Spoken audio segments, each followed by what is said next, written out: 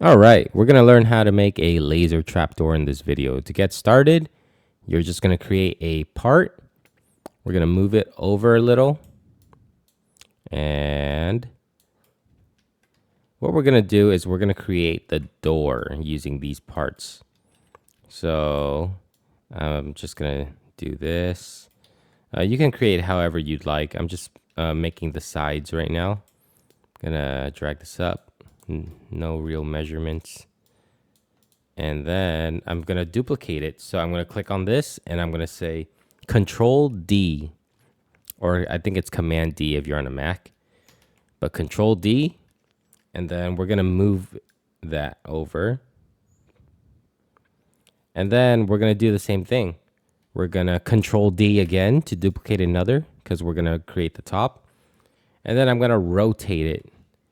So we're going to do that. And then I'm going to move it up. And I'm going to move these out just a little just to make that. Oops. Yeah. And then what we want to do is, if you notice, there's 3 parts on the Explorer. We want to combine that into one. So I'm going to highlight all 3 of the parts and right click on any of the parts. And I'm going to say union. So now you can see that we have one union instead of 3 parts. And I'm going to rename that union to door, just so we know what it is. You can rename it to whatever you'd like entrance or whatever. And I guess I'll color it now to black. And you're not seeing it because on the union, you need to specify if you wanted to use the part color or not. So on the properties window under use part color, make sure you check this box. And now you can see that the color appears. And we'll make it darker. And then for the material, instead of plastic, let's go with something else. You can either try brick. That looks okay. You can try that. I think diamond plate looks pretty all right. So we're going to keep that. And now we're done with the door. Actually, let's make it anchored so it doesn't move anywhere. So go over to the properties window while you click the door, or while the door is selected, and check the anchored box. This way it'll stay planted where it is, and if you run into it, it won't get knocked over. And now we're done with the door. So now we need to make our laser beams. And what we're going to do is we're going to create a cylinder. So generate a cylinder. And then we're going to scale that down to however you like. I'm going to make it like that big. Yeah, like that's good. I'm going to bring it over here just so it's lined up with my door.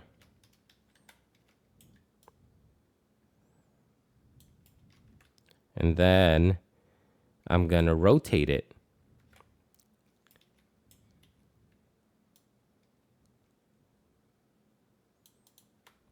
Now I want to span it over. So I'm going to scale it on the x-axis. And I'm going to make sure it touches the other side. Now we have one of our laser beams. And if you can see, it's not really lined up. So I need to move that over. And we have one of our laser beams. What we want to do next is, before we start duplicating these, we want to create a script on it. But before we do that, let's color it. We'll select that part that we just made, that cylinder part. We're going to go over to color.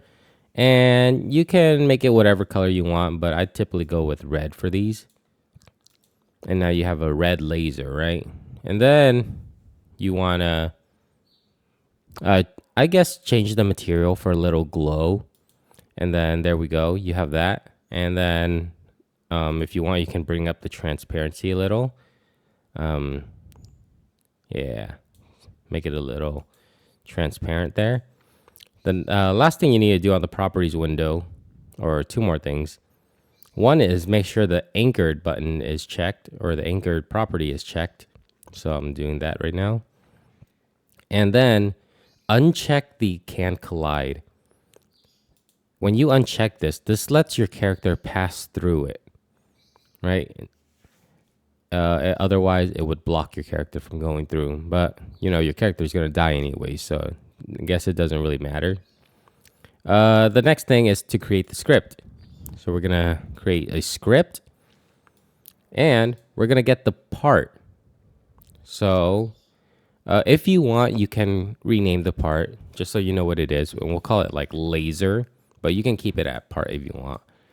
We're going to create a variable called laser, and we're going to get that laser part that we just made. So we're going to say script dot parent, and we're going to link this to a touch event,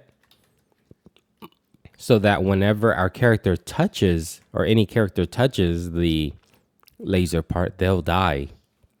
So I'm going to link it to a function.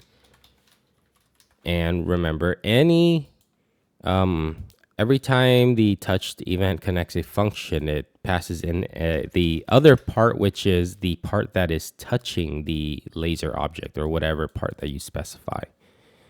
And then I'm going to get the character equals other part dot parent, and I'm going to get the humanoid equals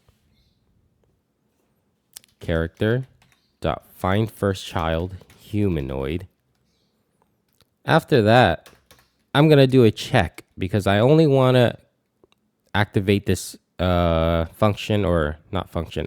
I want to activate this this death trap where they will die if you touch it, only if they're a humanoid. Otherwise, if it's some other part, then we don't want to really, kill them. So we're going to say humanoid. Then, so if humanoid means the same thing as saying if humanoid equals true, but instead of saying equals true, we're just leaving that out, but it's the same thing. So if humanoid is true, then we're going to say humanoid dot health equals 0. So it's automatically going to kill the character. After that, we're going to go over here and make sure our laser is selected. And we're going to hit Control D on your keyboard to duplicate. And we're going to bring that down, and we're going to do it again. And we're going to do it one more time. So now we have our laser door, right? Looks pretty neat. Now, if we hit play to test it, if we try to go through, it's going to kill us. And that's how you create a laser trap door. Let me know in the comments what you think, and if you want to see another tutorial where we activate and deactivate this laser trap door. Thank you guys for watching, and I'll see you on the next tutorial. Thank you.